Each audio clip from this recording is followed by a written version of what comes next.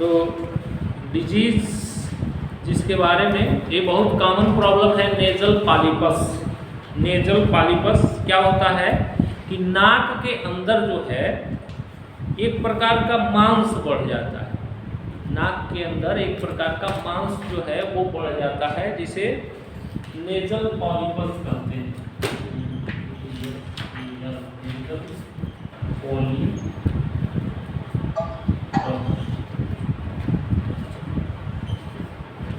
इसको नाक में मांस बढ़ना, हिंदी में नाक में मांस बढ़ना बोलते हैं।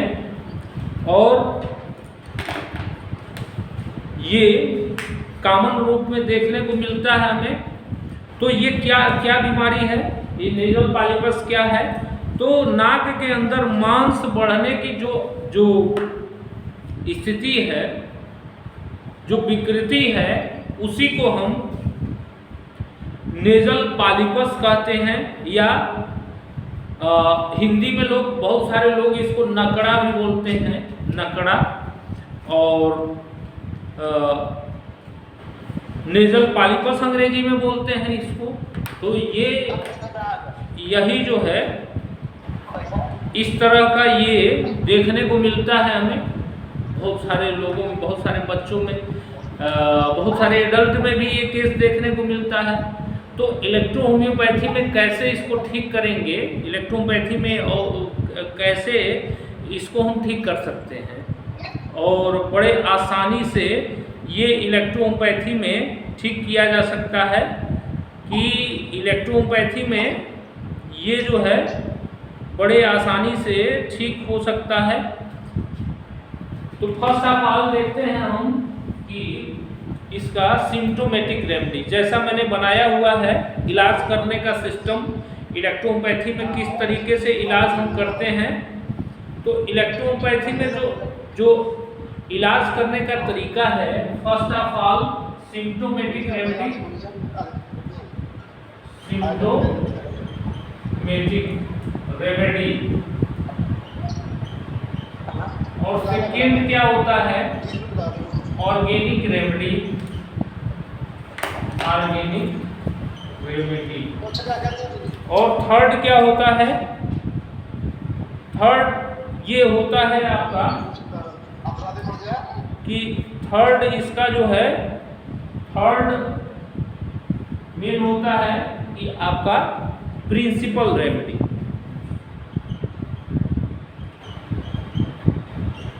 प्रिंसिपल रेमेडी, ये तीन तरीके से हम औषधियों का जब चयन करते हैं इलेक्ट्रोहोम्योपैथी में, तो किसी भी बीमारी को आसानी से इलाज कर सकते हैं। ये सिस्टम है हमारा कि how to select the remedy in the electrohomeopathy. कैसे भी कोई बीमारी आए तो कैसे हम दवा का सिलेक्शन आसानी से कर लें और दवा जो हम रोगी को आसानी से दे सकें। क्योंकि हमारा जो सिस्टम है वो अंगों पे आधारित चिकित्सा पद्धति है मूल रूप से, कि अंगों में आई हुई विकृति को हम दूर करते हैं, या अंगों में आई हुई क्रिया की गड़बड़ी जो है उसको दूर करते हैं। तो उसी आधार पर मैंने इसको डिज़ाइन किया है कि कैसे हम सेलेक्ट कर सकते हैं किसी रोगी के लिए दवाई। तो फर्स्ट हम जानेंगे कि इसमें एक्चुअली में सिम्टम्स क्या होते हैं, लक्षण क्या होते हैं, मरीज हमें कैसा क्या बताता है और क्या होता है इसमें, इसको हम जानेंगे कि नेजल पॉलिप में क्या होता है। तो मरीज जब हमारे पास आता है तो मरीज जो है दो तरह से मैंने बताया है कि मरीज एक तो हमसे बोलता है अपनी बात, जिसको हम सिम्टम्स बोलते हैं, और एक जो हम ऑब्जर्व करते हैं मरीज में, उसको क्या बोल रहे हैं, साइन। वो क्या है, साइन। तो इसमें जो है मरीज को जिस नाक में है तो सांस लेने में तकलीफ होती है उसको, अरे समझ में, सांस लेने में कठिनाई, सांस लेने में कठिनाई, यानी दिक्कत महसूस होती है उस नाक से। और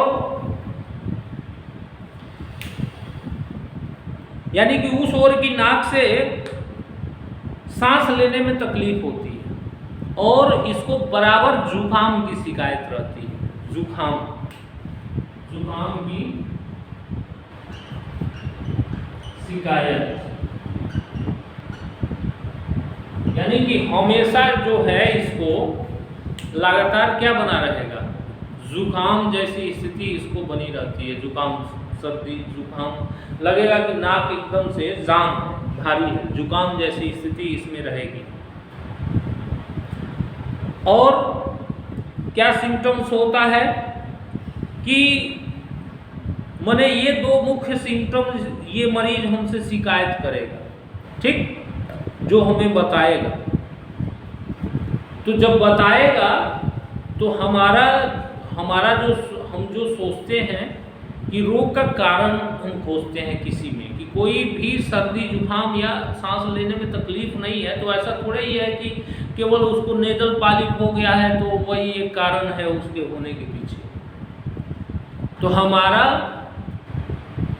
जो तरीका है डायग्नोसिस का, पहले हम हर कारण पे विचार करते हैं कि सर्दी जुकाम, पुराना सर्दी जुकाम या बराबर सर्दी जुकाम क्यों होता है लोगों को, सांस लेने में तकलीफ क्यों होती है। तो उस कारण पे जब जाते हैं तो हम डॉक्टर के ऑब्जर्वेशन जो ऑब्जर्व करता है तो वो पाता है। तो इसमें दूसरा क्या होगा कि साइन, तो हमें इसमें ये सिम्टम मरीज देगा। इस आधार पे हम देखेंगे तो उसके नाक का जब हम इंस्पेक्शन करेंगे, देखेंगे उसको, तो उसमें क्या मिलेगा अंदर इस बीमारी में कि नाक के अंदर पीलापन लेते हुए, नाक के अंदर पीलापन लेते हुए क्या होता है कि मुलायम पिलपिला, यानी कि मुलायम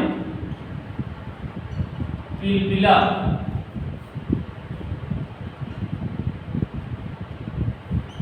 नाक में अंदर जिस तरफ हुआ है उधर क्या होगा, कड़ा लाल रंग का मस्सा, लाल रंग का एक उभार,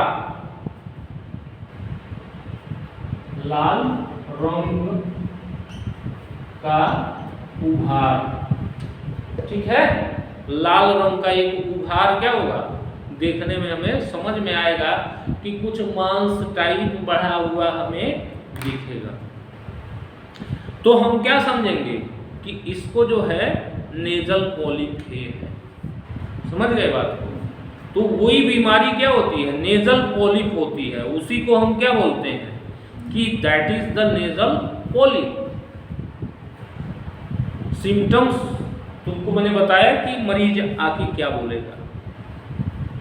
अब जो है इसके कारण क्या क्या हो सकते हैं और अंग क्या क्या है। तो अंग में अब हमें क्या करना पड़ता है कि हमें अंग खोजना है कि भाई अब कौन दवाई इसको दे। समस्या तो समझ में आ गया, सिम्टम समझ में आ गया। अब हम आते हैं कि आखिर दवाई तो हम रोग जहाँ हुआ है, जो सिम्टम है उसको खत्म करेंगे, और जो रोग जो सिम्टम उत्पन्न हुआ है उसके पीछे किसी अंग में कोई विकृति आई है, चाहे वो क्रियात्मक है या रचनात्मक है, तो उस अंग को हमें पकड़ना पड़ेगा कि उस अंग का इलाज जो है वो हमें करना है, उस अंग की दवाई देनी है, तो अंग तो खोजना पड़ेगा। तो अंग क्या है इसमें, जहाँ हुआ है वो नेजल सेप्टम, नाक का जो अंदर का बीच का सेप्टम है, जो भाग है उसको नेजल सेप्टम, नेजल नोज, और उसके बाद सेप्टम नोजल, नोजल सेप्टम है। अब इसको यही महत्वपूर्ण आता है कि जब हम एनाटॉमी फिजियोलॉजी पढ़ते हैं, ये महत्वपूर्ण है हमारे लिए पढ़ना, इसलिए मैं बार बार बोलता हूँ कि जो इलेक्ट्रोपैथी करने आया है उसको एनाटॉमी फिजियोलॉजी का ज्ञान जरूर होना चाहिए। अब ये नेजल सेप्टम जो है किस टिश्यू से बना हुआ है, उसी तरीके से हमारी दवाई भी चलती है। अरे समझ में, कि जिस तरीके से हमारे हमारे बॉडी की संरचना हुई है उसी हिसाब से सेल टिश्यू पे हमारी काम करने वाली दवाइयाँ होती हैं। तो तुम्हें जानना पड़ेगा कि कौन सा अंग किस टिश्यू से निर्मित हुआ है, क्या क्या है वो, मूल रूप से वो क्या है। तो ये किससे बना हुआ है? मूल रूप से ये देखते होगे तो बहुत नरम होता है। हमारे नाक की जो सेप्टम होती है एकदम नरम होता है, तो उसकी संरचना जो है कार्टिलेजियस होती है, टिश्यू होती है उसमें नरम संरचना उसकी होती है। समझ गए? तो ये अंग नेजल सेप्टम और खास करके वो हड्डी और कार्टिलेजियस संरचना यानी नेजल बोन होती है, उसके बाद कार्टिलेजियस संरचना होती है जो elastic nature in the nature में होती है कि जिधर घुमाते हैं घूम जाती है आसानी से। तो उसी पे ये मांस की क्या हुई है कि वृद्धि हुई। समझ गए बात को? अब जो है इसके पीछे कारण क्या क्या हो सकता है? कारण क्या है? तो रोगों के होने के पीछे जो कारण है उसको मैंने तुम्हें बार बार बताया है कि दो तरह के कारण, कोई भी रोग आए तो सोचो इसको। समझ गए? कि एक होता है इंटरनल और एक होता है एक्सटर्नल कारण। तो इंटरनल में क्या है कि कॉन्स्टिट्यूशन,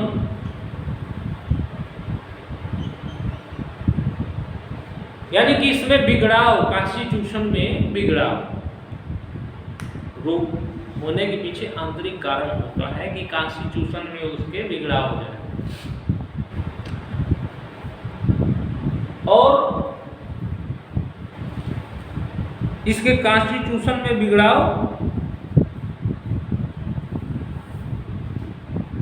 और खास करके इससे बिगड़ाव होने से क्या क्या होगा इसको कि बार बार सर्दी जुकाम इसको कारण है इसके पीछे। समझ गए? इसके होने के पीछे किसी को बार बार सर्दी जुकाम हो रहा है तो ये होने की संभावना बढ़ जाती है। तो बार बार सर्दी जुकाम किसको होता है? मैंने पढ़ाया तुमको, बार बार सर्दी जुकाम उसी को होगा जो रस प्रकृति का आदमी होगा, उसको बार बार सर्दी जुकाम होगा। तो ये कारण जो है बार बार जो एक्सटर्नल कारण है वो क्या है कि बार बार सर्दी जुकाम किसी को होना, रिपीटेड, माने हर समय हो जाए उसको सर्दी जुकाम, बार बार सर्दी जुकाम होना।